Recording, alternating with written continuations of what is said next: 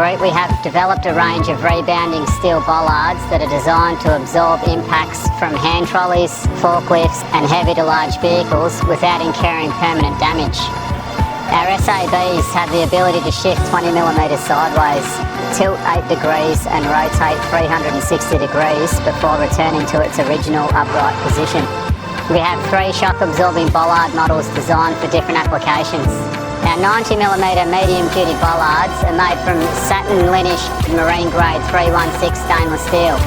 They are designed for supermarket freezers and warehouses where protection is required from trolleys and hand trucks. The 140mm heavy-duty models are made from hot-dip galvanised steel with alternating yellow and black polyethylene sleeves. They are designed for asset protection from slow-moving heavy vehicles in factories, warehouses and car parks. And lastly, the 220mm extra heavy-duty model is made from hot-dip galvanised steel and core drilled for installation.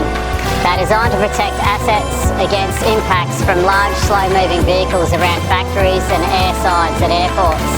So here's a quick summary of the features.